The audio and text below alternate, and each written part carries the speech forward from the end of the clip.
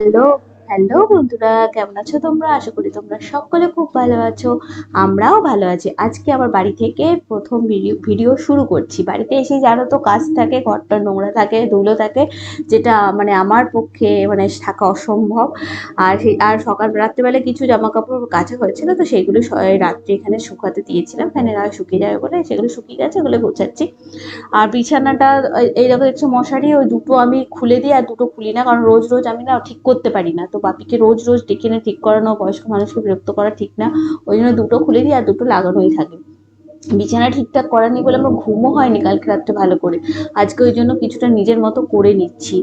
ঠিকঠাক বিছানা না হলে না ঘুমটা আসে না। আর তাছাড়া এক জায়গায় থেকে অভ্যেস, সেখানে আবার এখানে তো একটুখানি ঘুমের ডিস্টার্ব হয়েছিল কাল, ভালো করে ঘুমটাও হয়নি। আর সকাল সকাল এগুলো কাজগুলো করছি মানে জানোই তো। আর নিচে দিয়ে পরিষ্কার করতে গিয়ে একবার ওপর দিয়ে তাকিয়েছি, দেখছি কি ঝুল, এগুলোই আমার হাওয়াতে, ফ্যানের হাওয়া আমার গায়ের উপর পড়ছে। আর আমার হাঁচি কাশি সর্দি শুরু হয়ে গেছে, মানে ওটা অ্যালার্জি, সর্দি মানে আমার অ্যালার্জি পুরো।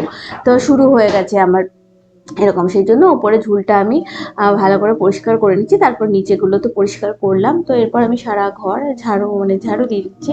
আর তারপরে তো মোছামুছি আছে। আর কি গরম জানো, আমাদের ওখানকার গরম আর এখানকার গরম, দুটো গরমের মানে গরম সব জায়গায় কিন্তু পার্থক্য আছে। ওখানে গরমটা একটু রুক্ষ শুষ্ক, মানে ঘাম কম হয়, আর এখানে প্রচুর পরিমাণে ঘাম হয়। কিন্তু আমি এমনিতে কম ঘামি, কিন্তু এখানে একটা কেমন ভ্যাপসা টাইপের গরম জানো। খুবই কষ্ট হচ্ছে, কি করা যাবে বলে, আসতে যাওয়া আসা করতে তো খুবই কষ্ট হলো। তো ঘরটা পরিষ্কার করে নিয়েছি, বেটুর জন্য ব্রেকফাস্ট বানাচ্ছি। আর আমাদের এখানে হচ্ছে আজ থেকে শুরু হচ্ছে 24 প্রহর, মানে 3 দিন দিন রাত্রি ব্যাপী আর কি হরিনাম সংকীর্তন হবে আর কি, রাধাকৃষ্ণের নাম গান। তো এটা আজ থেকে শুরু হয়েছে, 3 দিন হবে। আমি বেটুর জন্য ব্রেকফাস্ট বানিয়ে নিলাম। তো মা বললো তাড়াতাড়ি স্নানটা সেরে নে, পুজোটা দিয়ে ফার্স্ট ডে যেহেতু বললো পুজোটা দিয়ে আমি গিয়ে রান্না করছি, তো পুজো দিয়ে। তো সেই কারণে আমি তাড়াতাড়ি করে স্নান করে নিয়েছি। আর এখানে পুজো দেওয়ার জন্য এই সমস্ত ফলগুলোকে ধুয়ে নিয়েছি, ধুয়ে নিয়ে মুছে নিয়েছি। তারপরে এটা দিতে যাচ্ছি। আর মা এদিকে যেহেতু আমার ছেলে চিকেন ছাড়া ভাত খাবে না, তো সেই কারণে মা বললাম যদি চিকেন হাত দিই তাহলে আর এই পুজো দিতে যাবো না। তো পরবর্তীকালে মাকে আর চিকেন রান্নাটা করতে হয়নি, আমি করে নিয়েছিলাম। তো দিয়ে এলাম, স্নানটা যেহেতু করে নিয়েছি তাড়াতাড়ি, তো আমি স্নান করে ঘরে দিয়ে এলাম। তো চলো তোমাদেরকে দেখাই আমাদের এখানকার যে 24 প্রহর হচ্ছে। আমাদের তো বাড়ির সামনেই রাস মন্দির, তোমাদের তো অনেকবার দেখিয়েছি। এই হচ্ছে আমাদের মানে আর কি, যে সিংহাসনে বসে আছে যে রাধাকৃষ্ণের মূর্তিটা দেখছো, এটা কিন্তু আসল না, এটা এমনি সাজানো থাকে আর কি, সারা দিনে থাকবে আর কি। আর আসল বংশীধারী, মানে আমাদের এখানে সবাই ওনাকে বংশীধারী বলে ডাকেন আর কি, সেটা অধিকারী পাড়াতে থাকে, ব্রাহ্মণ পাড়াতে আমাদের সামনেই আর কি, একটু দূরে। তো উনি ওই দুপুরবেলাতে আমাদের এখানে সমস্ত গ্রামবাসীরা তাকে মানে হরিনাম সংকীর্তন করে আর কি, খোল করতালের সঙ্গে আর কি গান গেয়ে তা নাচতে নাচতে আর কি সাদরে ওনাকে আমাদের এখানে মানে এই রাসমন্দিরে নিয়ে আসেন। এবং 3 দিন এটা হবে, এবার রাত্রে সারাদিন থাকবে, রাত্রে পুজো হওয়ার পর আবার তাকে তার মন্দিরে গিয়ে রেখে আসা হবে। তো এটা 3 দিন ধরে আর কি হয়। তো এই দুপুরবেলাতে ওই যে সবাই নাম গান করে ওনাকে নিয়ে আসবেন, এই আমাদের এই গ্রামের মাঝখানে উনি থাকবেন 3 দিন। এবং ভক্তদের সাথে ভগবানের দর্শন হবেন সরাসরি আর কি, ভক্তদের সাথে ভগবানের দর্শন সরাসরি ভাবে হবে। উনি ভক্তদের দেখবেন, ভক্তরাও ওনাকে দেখবেন এই 3 দিন আর কি।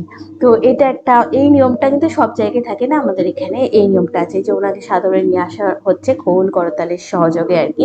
এই সবাই নিয়ে আসে আনন্দ করে। আর এই যা ভর্তি দুপুরবেলা গরম, তো আর জুতোও পরতে পারে না তারা, ঠাকুর আনছে যেহেতু। তো সেই জন্য পুরো রাস্তা জল দিয়ে ভিজিয়ে দেওয়া হয়, এবং যারা নিয়ে আসছেন তাদেরকেও সকলকে জলে ভিজিয়ে দেয় না, তো পারবে না এত গরমে রোদে। আর এই যে হচ্ছে দেখছো মূর্তি, এই হচ্ছে আমাদের গ্রামের আসল বংশীধারীর মূর্তি। তো এখানেই এখন বসানো হবে, পুজো হবে, সন্ধেবেলা পুজো হবে, সন্ধ্যা আরতি হবে, তারপরে ওনাকে আবার তার নিজ স্থানে ফিরিয়ে দিয়ে আসা হবে। আবার পরের দিন নিয়ে আসা, এরকম দুপুরবেলায় নিয়ে আসা হবে। মানে এই রেওয়াজ আর কি আমাদের এখানে। আর এটা প্রত্যেক বছরে একবার, মানে একবারই এটা হয়। আমি আমার মায়ের কাছে শুনেছি আগেকার দিনে গ্রামে খরা, বন্যা, মহামারী এই ধরনের সমস্ত কিছু হতো। তো বৃষ্টি হতো না, বন্যা হতো প্রচুর পরিমাণে, সামনেই তো নদী।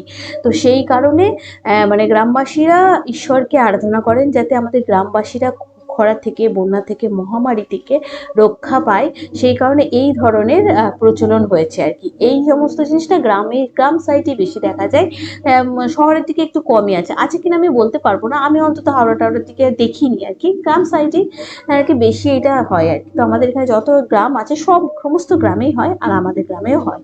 তো এই আর কি নিয়ে আসলে যে নাচতে সবাই আর কি, তো রাতে রাতে করে আর কি নিয়ে আসা হয় ওনাকে।